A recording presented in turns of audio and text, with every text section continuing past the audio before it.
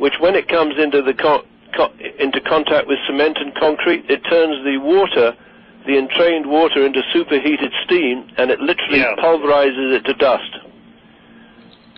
That's what they did in the World Trade Center. But the thing is, there's a little bit of the thing is that you could conceivably get enough explosive material into a nuclear facility, which is being inspected constantly, and everything is out in the open, disguised as a nuke. But as far as any other any other material being used, there's just nothing that's got the punch. You can't really do it chemically. Very interestingly, Martech makes, or we believe it makes, a form of insulation which has got 2 sheets of aluminum with a viscoelastic material in it. The trade name is called Smaxonic, and that serves as insulation inside aircraft and elevators and plant, spinning gear, sort of operating engineer plant. And if you could get a spark across the aluminum plates, you can take the viscoelastic compound, and that's actually, Jim, it's rocket fuel. Okay. So you can suddenly switch what looks like an innocuous insulator material that has been installed in good faith by the technicians who were paid to do it, and you can actually switch it into an incendiary material that raises the local temperature up to 5,800 degrees Fahrenheit and turns the material close by into a plasma. Yeah, I could see that happening with the World Trade Center, but it's going to be pretty hard to convince a nuclear plant to put this stuff everywhere. Whereas it would be pretty easy to justify a camera going in. No, I think you're right, and I think that Drew's right. But let me just tell you where Lloyd's Register had a team in March of 2010. They went out to the Deepwater Horizon and did an assessment of the rig 3 weeks before it blew. That I would agree that the Deepwater Horizon was a man-made disaster. And whatever method they used, you probably studied it better than I did. And they doubled the insurance on the rig before it sank, and when it went down, Transocean made 100% profit on the rig that had cost them $276 million to build, and they came back with about $550 or so million, of which half was profit, and that was a very strong indication of foreknowledge. You've got a lot of bombshells. They're pretty good. Well, I can't thank you enough, Jim, because what you've done, and particularly with that comment where you said you thought it came back through Israel to the City of London, I think you're absolutely right, because with Stuxnet, they can send the Stuxnet instructions through this technology that's known as the Onion router, which is used in the WikiLeaks affair. And it's wrapped up. Go ahead. I want to get on to, then, since you said that, I need everybody to go and click on is link number 19. Is the Department of Homeland Security trying to keep American industries and nuclear facilities in the dark about Stuxnet? When you go into that, this is I've got a better write-up on that in the article. I've actually got other references, but I'm basically going to sum it up. There was a hacker conference for industrial engineers that was going to take place in Las Vegas, and one of the crown key anchors of that conference was a discussion of Stuxnet and how it functioned. And the Department of Homeland Security stepped in at the 11th hour and said, "You're not doing this presentation." And it was like, well, I thought, and the excuse they said was, all you're going to do is give other hackers knowledge of Stuxnet and how this thing works. Well, I don't think so. What I think they wanted to do was keep American industries ignorant of this horrendous virus that can rip them apart, so that this virus would be out in the wild and catching people off guard left and right. I think that this virus has spread enormously, and it's in a huge number of facilities. You know what I really think? I think that when this virus gets into a new SCADA system, the SCADA systems that are in most facilities, you're not really supposed. You can't take the computer itself and give commands into the facility. You can't have the data go that way. But you can have that controller send the information out. And that's how you get your control readings and everything else in your control room.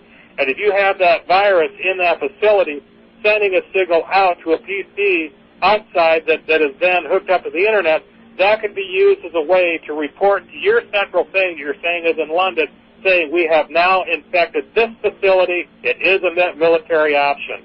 That is something I knew this before, but you've actually given a location, and I bet you're right. Well, thank you, Jim. And more specifically, I think now we can give you a name of two women that have driven that process, closely associated with the Department of Homeland Security. One of the woman's name is Lena Trudeau, who we believe is a daughter of Pierre Elliott Trudeau, the former Canadian Prime Minister. And the other one, and I'll let Phil jump in here, her name is Christine Marcy. Respectively, they are the President and Vice President of the National Academy of Public Administration, which is a bureaucratically dominated think tank that effectively runs the United States government as we speak. And Christine Marcy is Phil's sister. I'll just jump in real briefly to bring James up to date. My sister was extorted at an early age, perhaps as early as 21, at the East-West Center in Honolulu while she was getting a degree in French from the University of Hawaii. And they use language programs for that. That's another one of my investigations. For the corruption of minds, they use language programs. Okay, go ahead.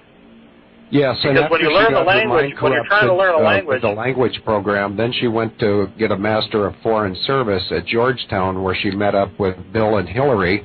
And Georgetown is a breeding ground for non-Chicago warped souls who are trying to destroy the United States of America. And my sister needs protection from the FBI, and I requested that earlier today. Back to you, heavyweights. Oh, wow. Jim, let me just read to you, there's a video that's being put out by the National Academy which shows this woman, Lena Trudeau, interviewing three people about how she intends to bring the Internet into open government. And one of the individuals she interviews is Michelle Westlander-Cade, who is a transformational leader who works for the Office of the Director of National Intelligence and has worked extensively within the field of national security for the last 17 years. The other was David Wennergren, who is the Deputy Assistant Secretary of Defense for Information Management and Technology, providing top-level advocacy in creating a unified information management vision for the department. And the third is Alan Cohn, who is Deputy Assistant Secretary for Policy at the Department of Homeland Security. And he is a former Director of Emergency Preparedness and Response Policy in the DH Office of Policy Development. Now, I just read you what this discussion or this interview is about. What she's saying is, this is Lena Trudeau, and incidentally she's a Canadian citizen, Twitter, blogs, and online wikis are not traditionally associated with national security departments, but in this rare panel discussion with members from the intelligence and military community, Lena Trudeau finds out how these new technologies are unleashed within these secretive associations of government. Now, this is very important. Find out how Dungeons and Dragons inspired the intelligence community, what Twitter has to do with the Department of Defense, and how Homeland Security leveraged Web 2.0 to bring the Department of Defense into the 21st century. Going back to 1969, when Christine Marcy, Field's sister, joined the Office of Economic Opportunity, I believe she baited a trap for three men who became her bosses. One was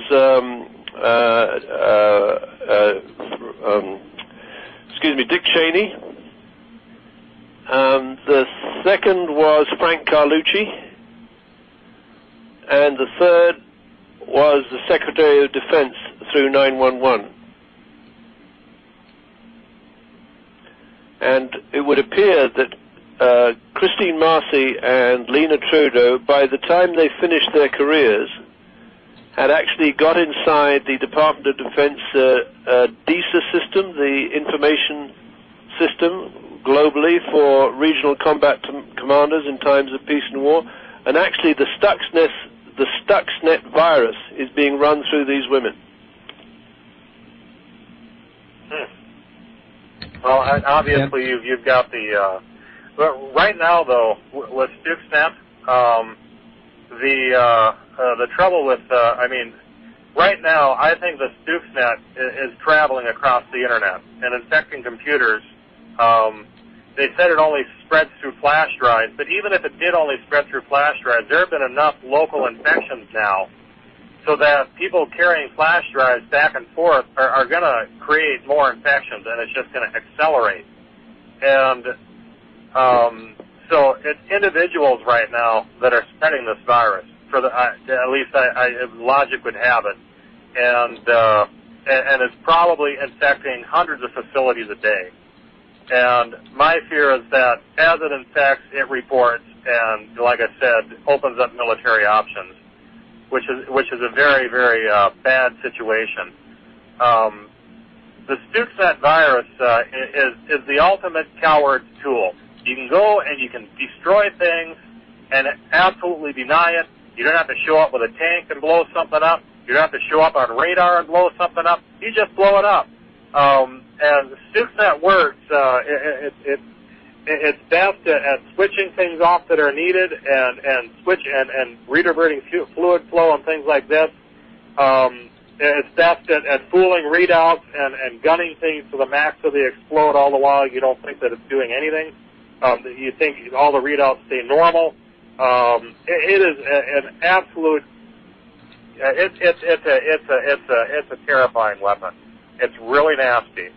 In my opinion, and it's just my opinion, if there's any industrial, engineers listening to this broadcast, I've got a pretty good background in this. You've got your sensors out there on the equipment, and they're all there giving you feedback through this controller in a lot of situations. What I would strongly recommend is to have a dual redundancy on all the sensors on your equipment that are absolutely critical to keep it from destroying itself, being on a separate display in your control room so that you can see on the separate display if something is not right when it's showing that it is right on the Siemens SCADA display. This is it's very simple to install stuff like this. From an industrial standpoint, these sensors, the temperature sensors and your speed sensors and things like this are cheap anyway. Your pressure sensors are cheap. It would only be a one-week job in most facilities to send the electricians around and install a second backup set of sensors. And that is a layer of protection that you could get to ensure that what you're seeing on your readout is really what you're getting. And then, if what you're seeing on your readouts, your emergency backup readouts, is not what you're seeing on your Siemens system, then you can take physical action to prevent disaster. And that is a major piece of advice.